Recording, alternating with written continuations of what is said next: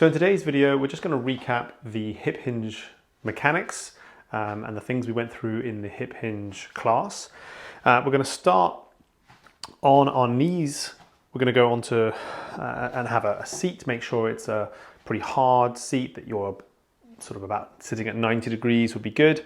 And then if you have available a light dumbbell for later on in the session, but you don't need any weight to practice some of the movements that we're going to do. You can just go through a body weight. It's always good to just practice those mechanics that we're going to go through today. All right, so you need some floor space, a chair, and maybe a small dumbbell for later. Okay, the first thing we're going to do is come into a kneeling position. You might want something underneath your knees, a mat or a cushion. All right, and we're going to put our hands on our hips, thumbs in front. Okay, thumbs in front. This way the elbows can go wide, which helps the shoulder blades to sort of move apart. It helps us to kind of feel nice and wide in our back.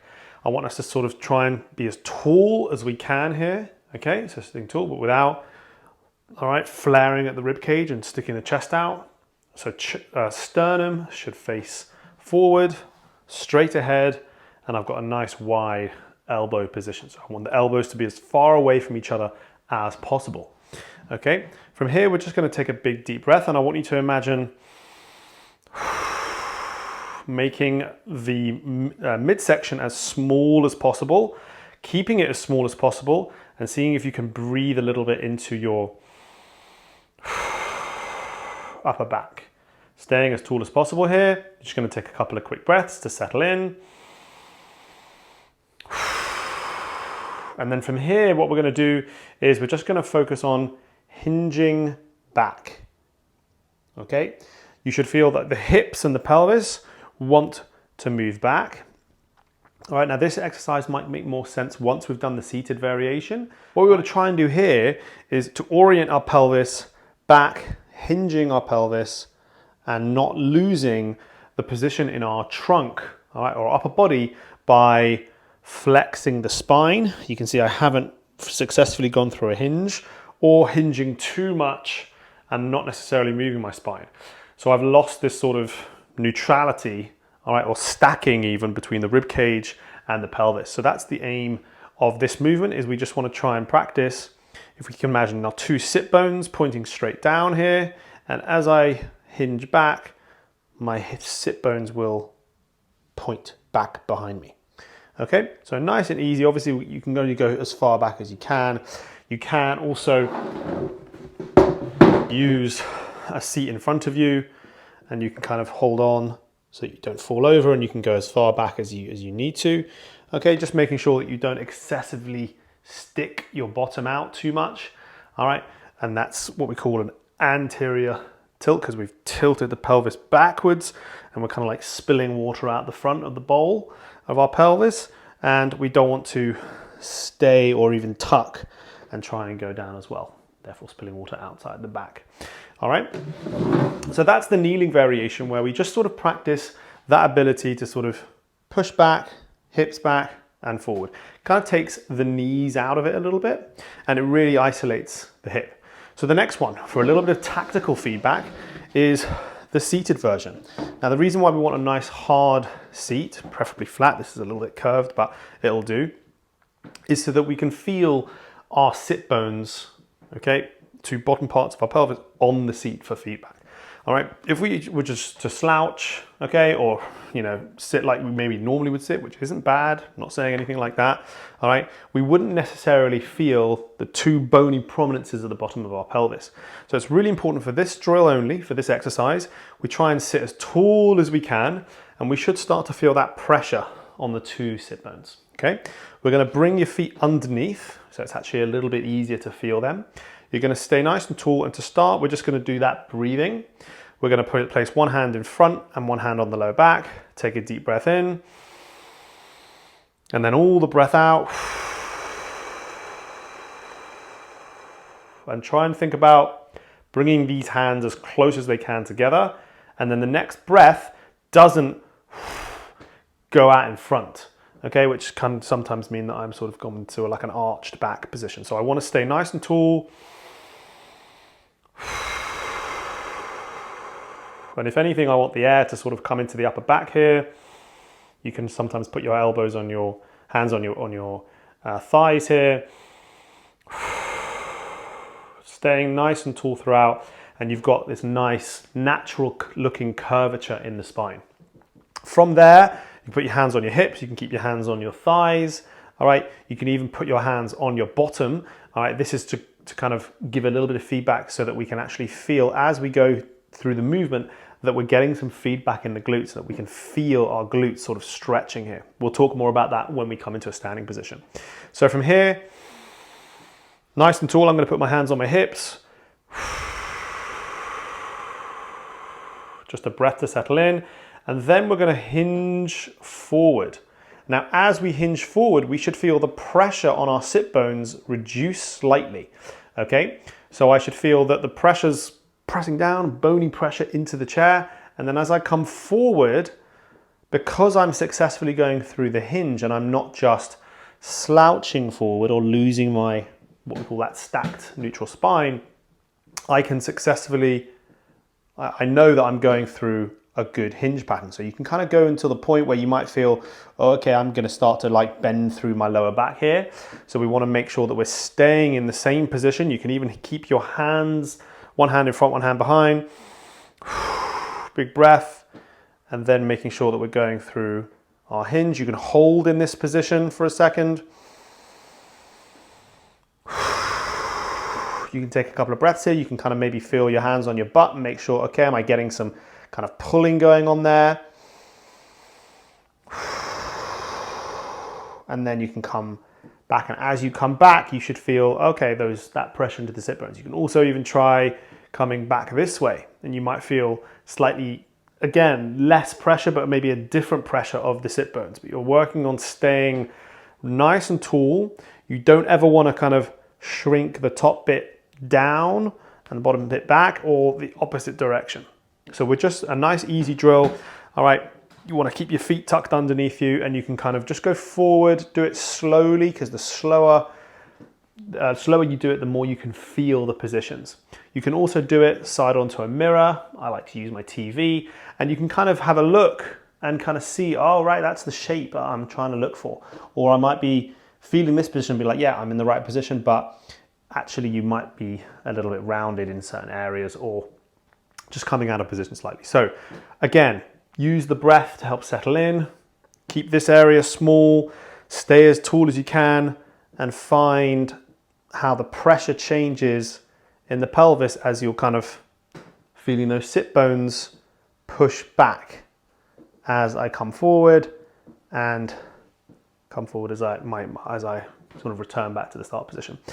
This you can progress into a standing position. So if you were to kind of put your feet a little bit flatter, you can come all the way forward, hinge, hinge, hinge, hinge, hinge, and actually come into that standing position here, where now I'm in a nice hinge position, and then I can just sit back down and slowly, slowly come back up.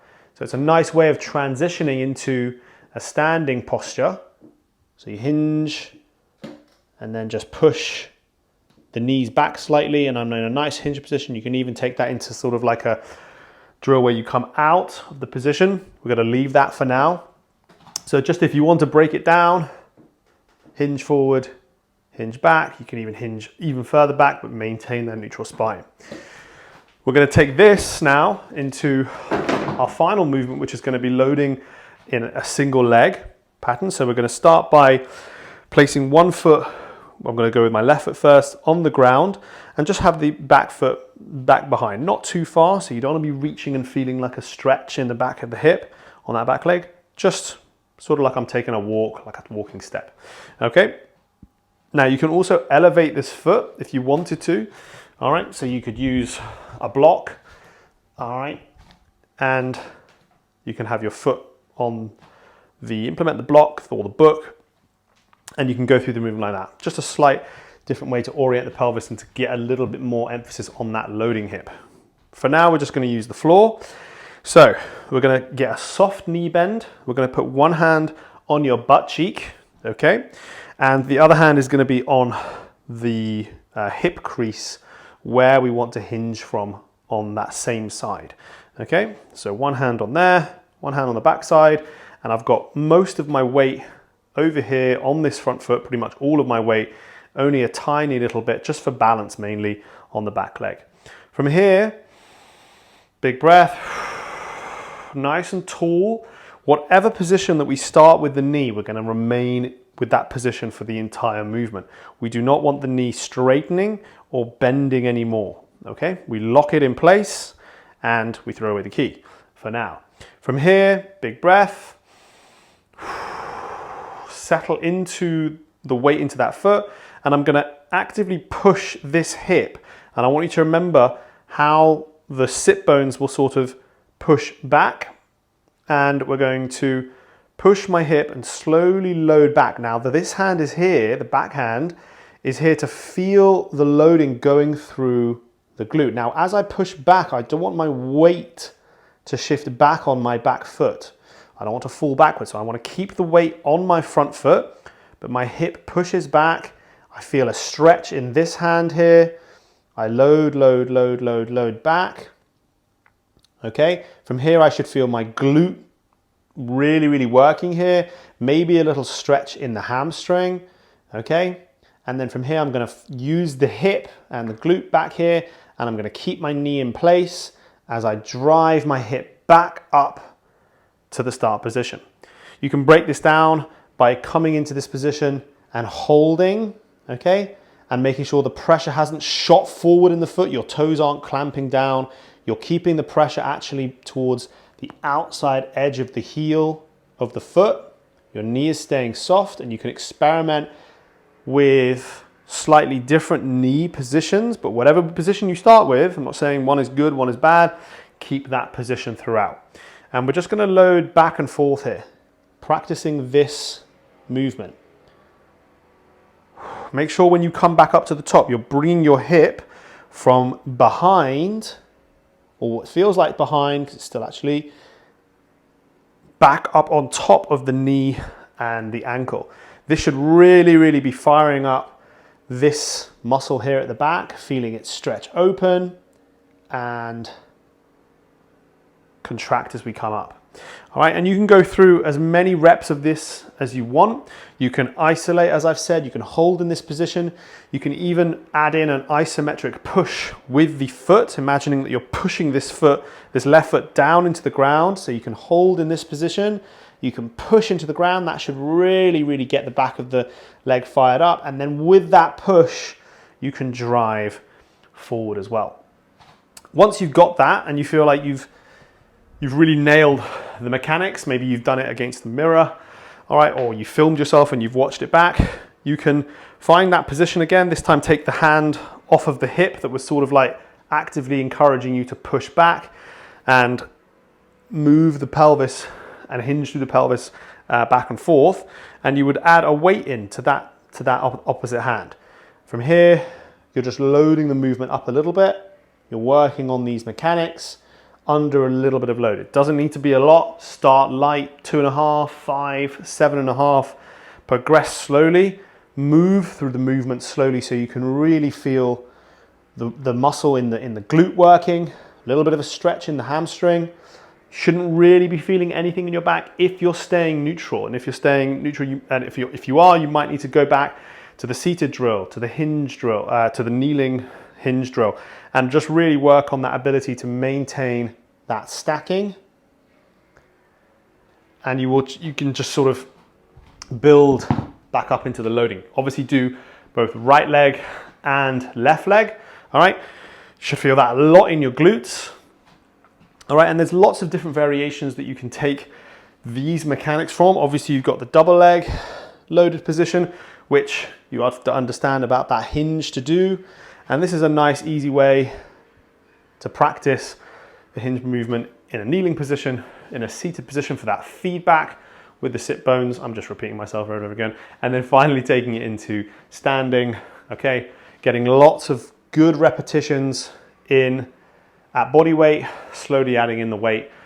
All right, give some of those a try, okay? Let me know how you're progressing. All right, and which things you might still be struggling with, and if you can recognize when you're struggling with them yourself. All right, use feedback, mirror, TV, a TV that's off, or film yourself and watch yourself back, okay? Give all those a try and let me know how you get on.